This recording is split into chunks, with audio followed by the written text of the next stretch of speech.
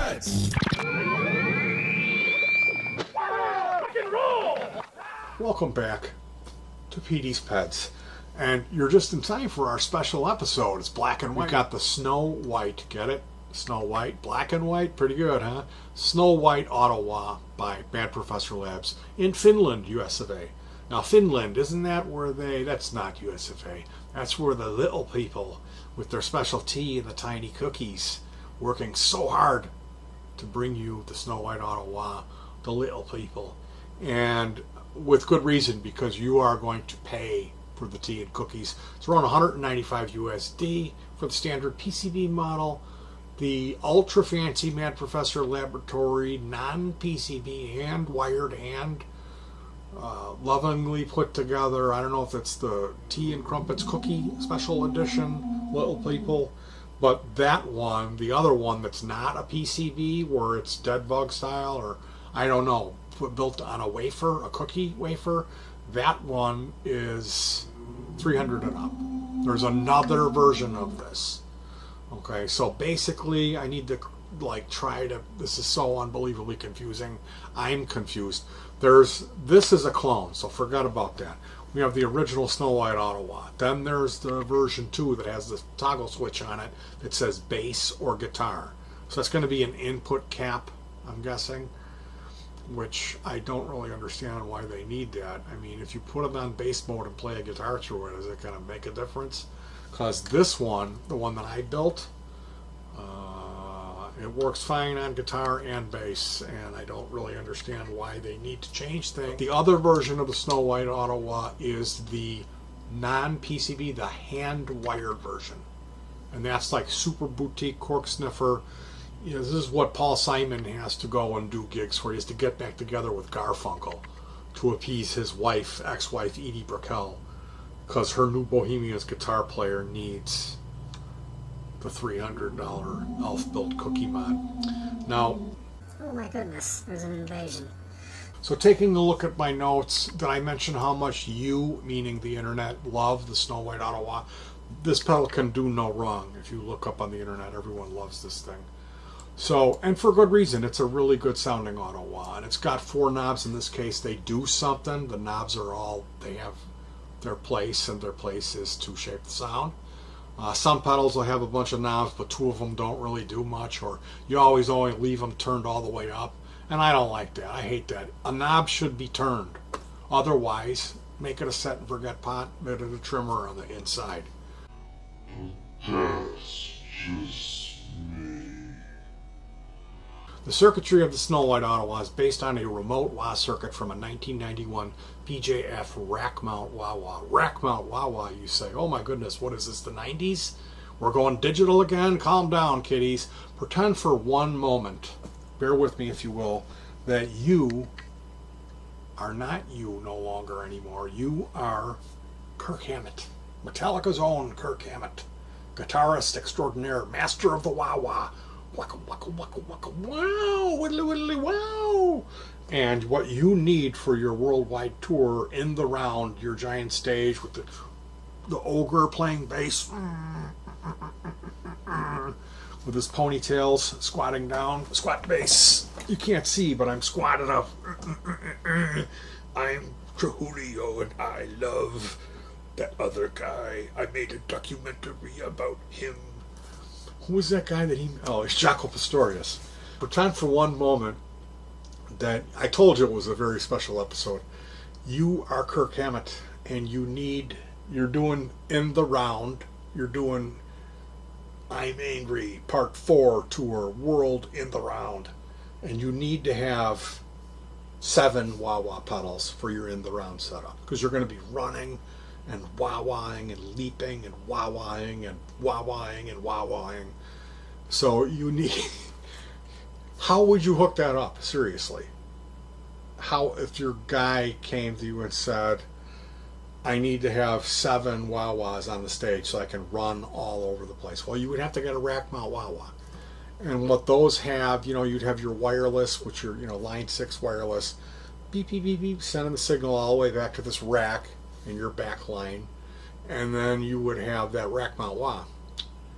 And that thing is going to have like 7 ports on it, 7 expression pedal jacks.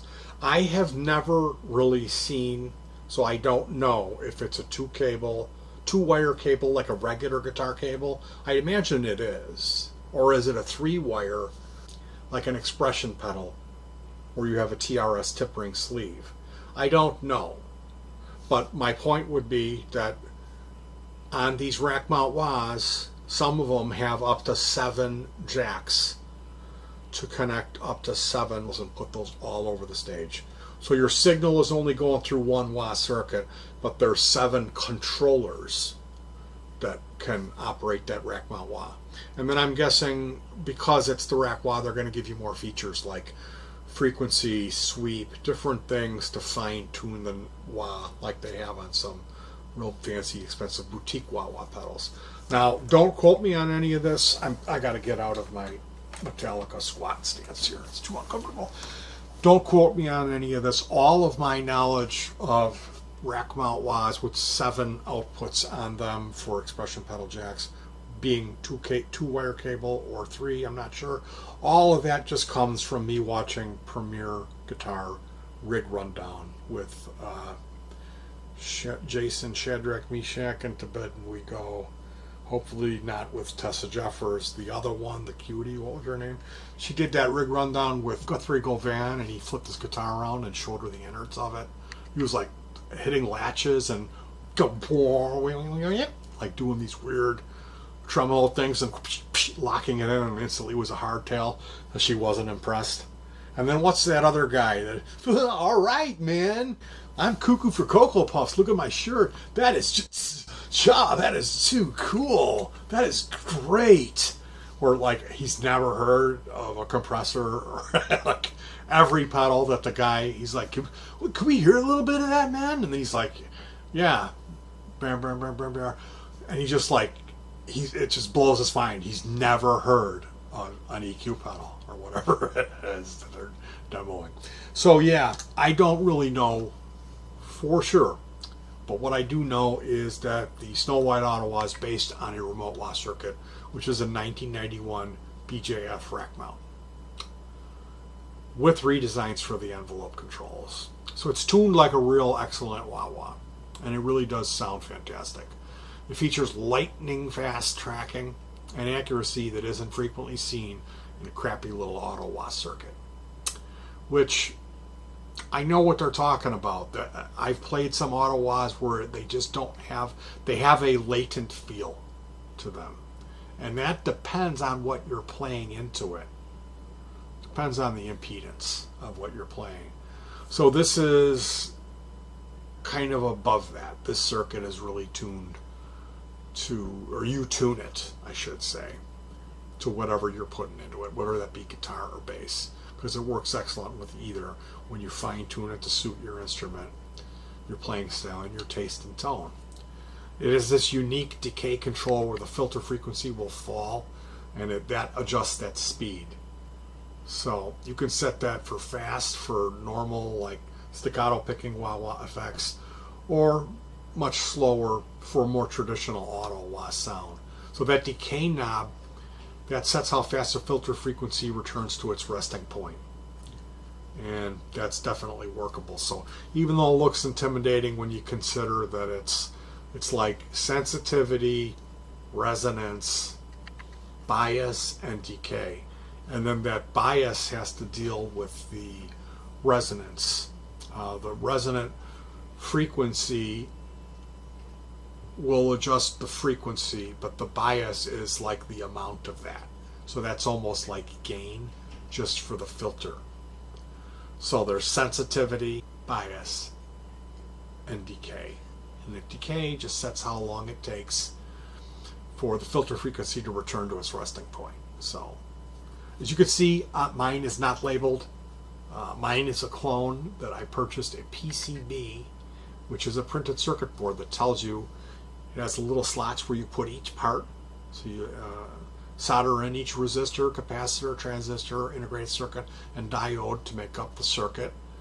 And the difference between building on a PCB and strip board or perf board is just it's quite a bit of a time saver. There's less margin for error, especially in a circuit that has more than one integrated circuit chip, which we're going to have to take a look and see what we can discover about this circuit.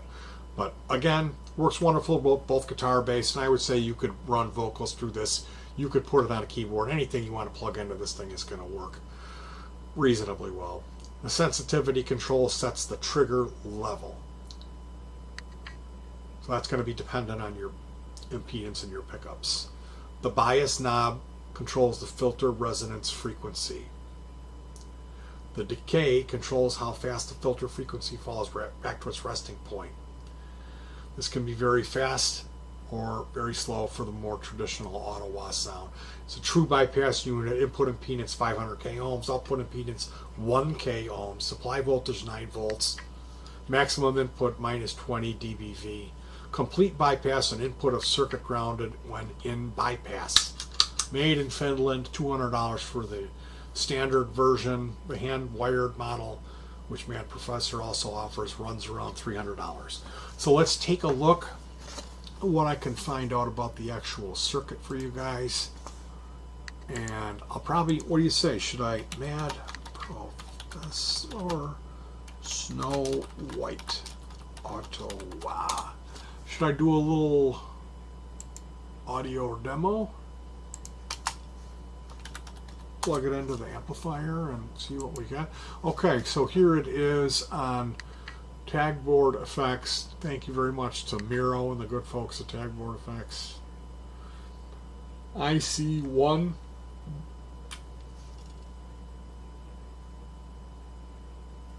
LM13700 and then LM324. LM324 is an op amp, I believe. Let's see, LM324. It's kind of a nasty old op amp, I think.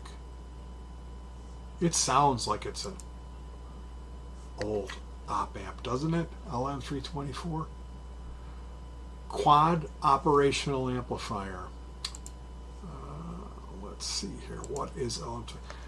It's a 14-pin IC consisting of 4 independent operational amplifiers compensated into a single package.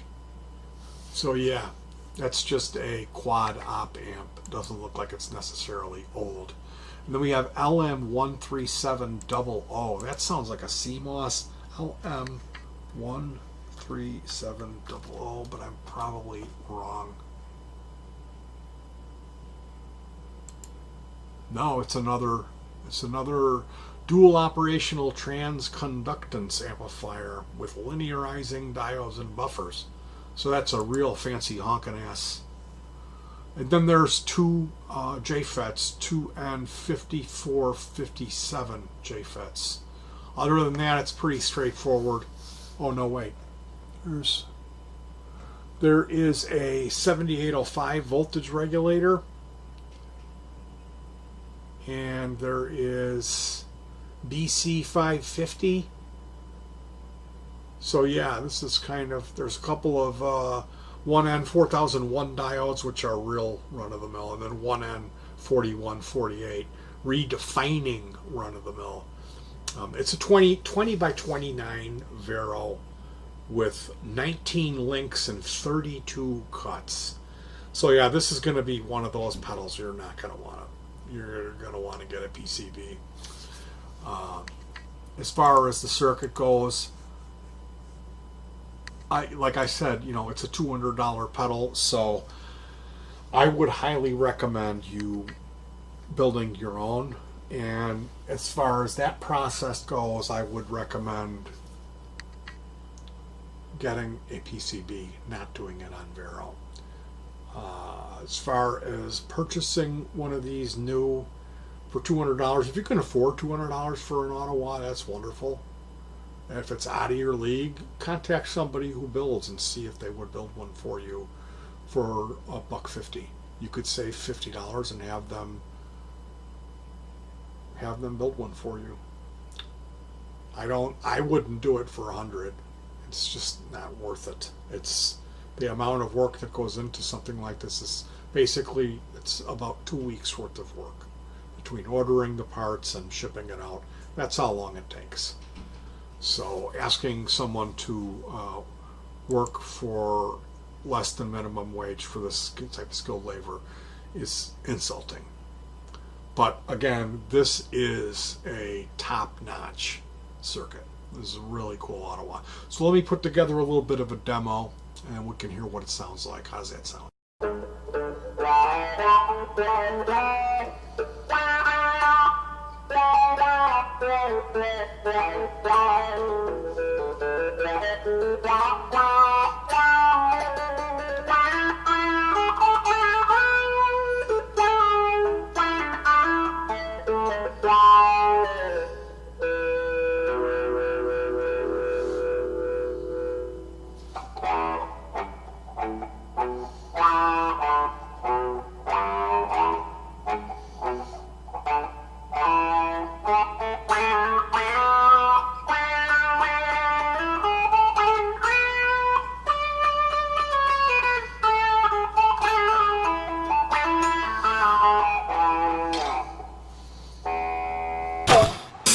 Hey there, buddy, what's that sound? Hey there, buddy, what's that smell?